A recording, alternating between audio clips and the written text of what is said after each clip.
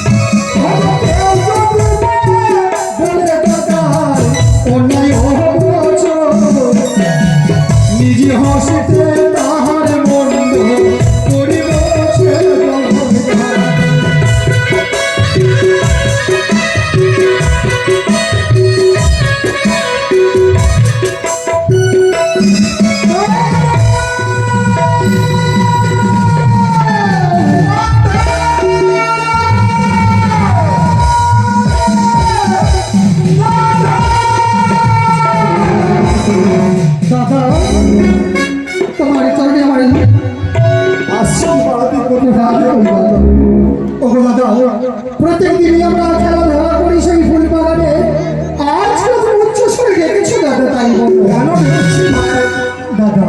না বলে তুমি জানবে কি করে? জানবো, বলো দাদা। জানো ভাই, বলো দাদা।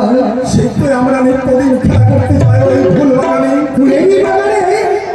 কিন্তু আজ মায়ের কণ্ঠস্বর শুনতে গিয়ে আমি যে ধৈর্য থাকতে পারিনি।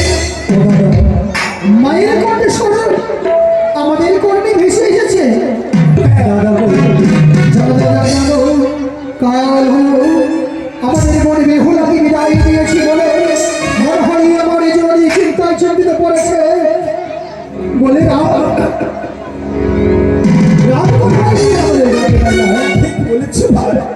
তবে দাদা বিলম্ব কোনো প্রয়োজন নেই দাদা, অতি শীঘ্র চলো মায়ের কাছে ছুটে যায়। চলো ভাই,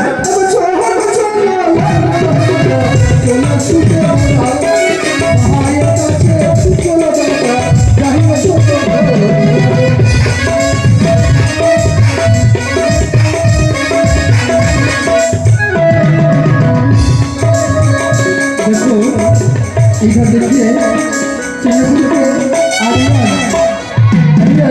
50 रुपया दान दिया है, उसको साथ में 50 रुपया दान दिया है, उसको साथ में 5 रुपया दक्षिणा दिया है। हम लोग माँ विष्णु को 5 रुपया करेंगे। माँ जी आशा कर को ये मन का आकांक्षा कर को दान दिया है, और ये उसको मन की आशा पूरी करो। जय जय माँ विष्णु की जय।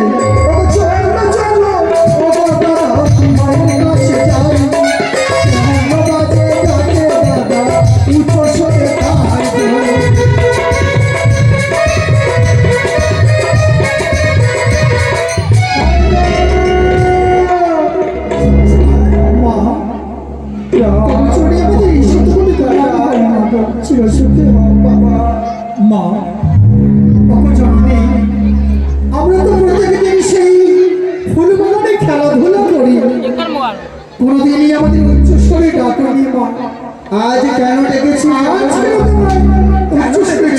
কিন্তু মা আজ তোমার নয়নে জলে ঝর্ণার মতো বহে যায় মা। তো ভাই কেউ তোমাকে কোনো কথা বলেছে বলো না গো মা? কেউ তোমাকে অন্যায় কথা বলেছে বলো না? কেউ বলেনি তোমার? কেউ আমায় কিছু বলেনি, কিন্তু তোমার নয়নে জল ঝর্ণার মতো বহে যায়। আমি কেন কাঁদছি জানি?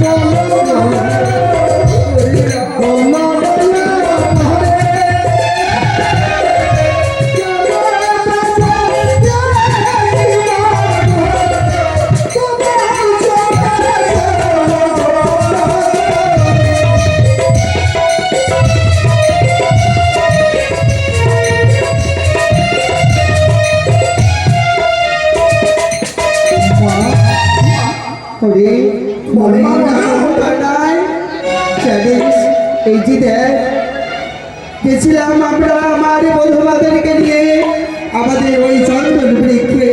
হ্যাঁ, সেইখানে ঝাড় দিতে গিয়ে এই যে একটা আঙ্গুরি পেয়েছে।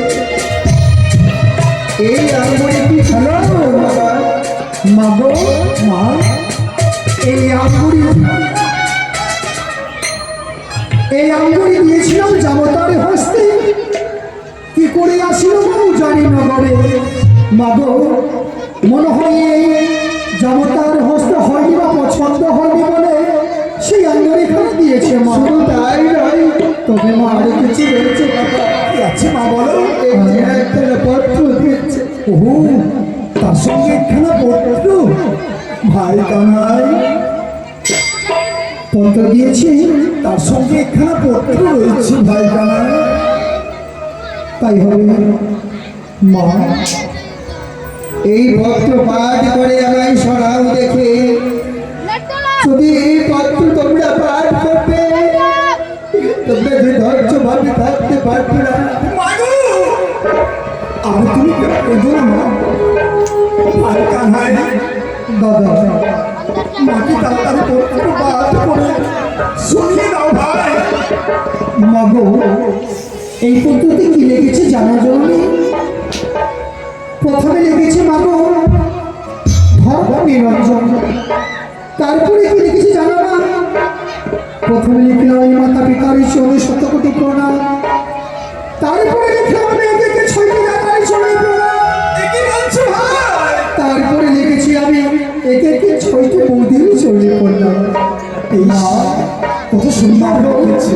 আমাদের মনে নেহলা, আমাদের কত ভালো বাস্তব, তাই না মা?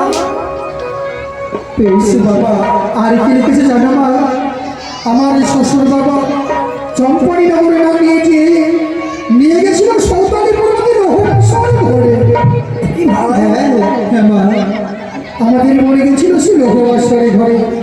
প্রথম প্রহরে গেল মা গো বাসনে দেখিতে দেখিতে। দ্বিতীয় প্রহরে গেল মা গো পাশার শাড়ি খেলিতে খেলিতে। মা সুন্দর লিখেছি। বাসনে ঘরে প্রত্যেকজন বিবাহর পর পাশার শাড়ি খেলে বাসনে ঘরে। তাই তো আমি তার কথা বলো, আমি আমার মেয়ে পাশের শাড়িতে খেলেছে। আর কি লিখছে জানো মা? দ্বিতীয় প্রহরে আমাদের মনে বেহুলা তার স্বামীর জন্য রন্ধন করেছে মা। জানো মা গো, রন্ধন সারাই জানি না বলে কোনোদিনই আমাদের মনে বেহুলা যেত না। হ্যাঁ, আমি জানি। আজ আমাদের মনে বেহুলা শ্বশুর হয়ে যাবার সাথে সাথে রন্ধন সারাই গেছে। বেশ, আর কি রয়েছে? আরে কি লিখেছে জানো না? চতুর্থ প্রহরে আমি ঘুরে যাওয়া সহ্য না করতে পেরে আমি ঘুমিয়ে পড়েছি স্বামী চরণে তলায়। তারপরে কি লিখেছে জানো মা? এ কি মা? সে কালো সে কালো রাত্রি সে পদ্মার কারণে তার স্বামীকে দেখছে।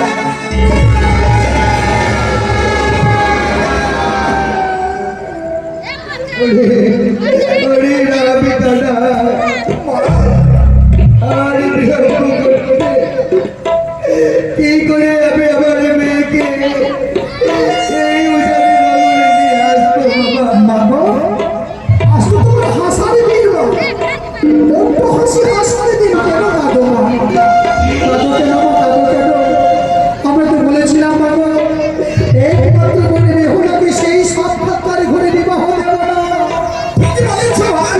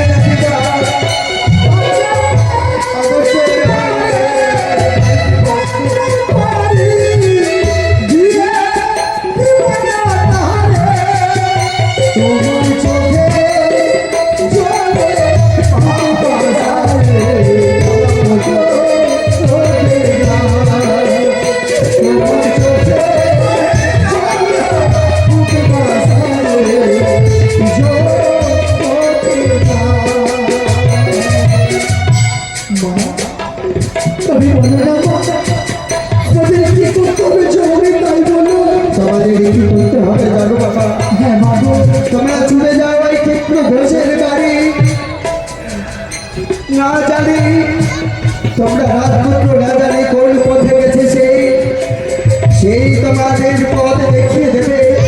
আর আমি তোমাদের জন্য মেলানের ভাত তৈরি করে রাখবো। না জানি স্বামী সঙ্গেছে না খেয়ে যে হয়েছে। মা গো, সত্যি বলেছো মা, আমরা হচ্ছে রাজপুত্র, আমাদের কোনো পূর্তি জানা নেই, তাই না মা? আমরা যাবো, এই মুহূর্তে যাবো আমি ক্ষিপ্রু দাদার সঙ্গে, ক্ষিপ্রু দাদাকে সঙ্গে করে নিয়ে যাবো সে আমাদের মনে বেহুলাতে ফিরাবার জন্য। তুমি সুন্দর করে আমাদের মনে বেহুলার জন্য মেলায় ভয় তৈরি করে দেবে, তুমি সে মেলায় ভয় নিয়ে যাবো। মা, আমাদের তুই হাতে আশীর্বাদ করো বাবা, যেন আমাদের মনে বেহুলাকে ফিরিয়ে নিয়ে আসতে পারি তোমার চরণে মা।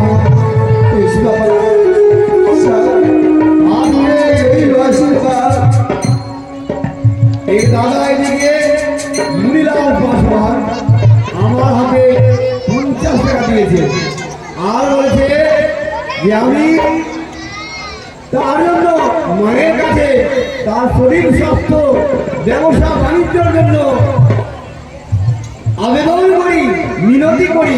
তাই ভাই আমি তোমার জন্য মায়ের কাছে প্রার্থনা করবো, তোমার যে মনের আশা মা যেন তাড়াতাড়ি পূর্ণ করবে।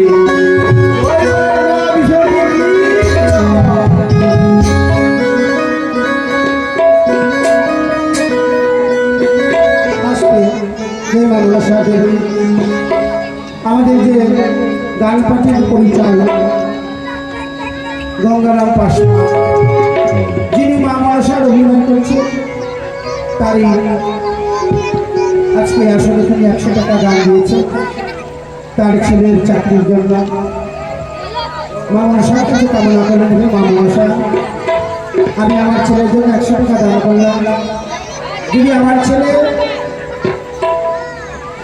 একটা ভালো চাকরি পাই, সরকারি চাকরি পাই, তাহলে আমি 11 রাত মা মনসার গান আমি দেব। তাই তিনি এই আসরে গান করেছেন এবং মা মনসার কাছে কামনা করেছেন, এই মা মনসা যদি আমার ছেলে চাকরি হয় তাহলে আমি 11 রাত মা মনসার গান দেব। মনসার কাছে কামনা করবো, হে মা মনসা তুমি তার মনের মনোবাসনা পূর্ণ করো। আর সেই সৌরভ পাসওয়ান যিনি আজ কোন জবে আছে, মা মনসার যেন কৃপা হয় যেন সে একটা সরকারি চাকরি পায় এবং মা মনসার আনন্দ করে একটা মা মনসার 11 রাত গান হবে। তাই মা মনসা তুমি তাদের মনের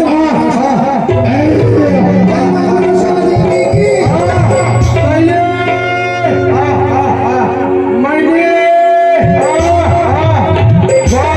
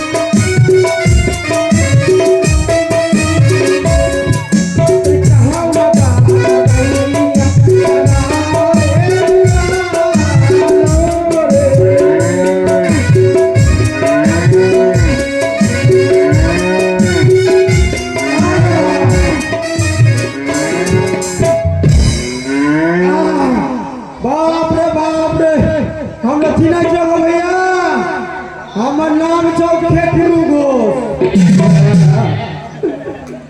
আমার চাপ পেয়েছিল যাদব ঘোষ।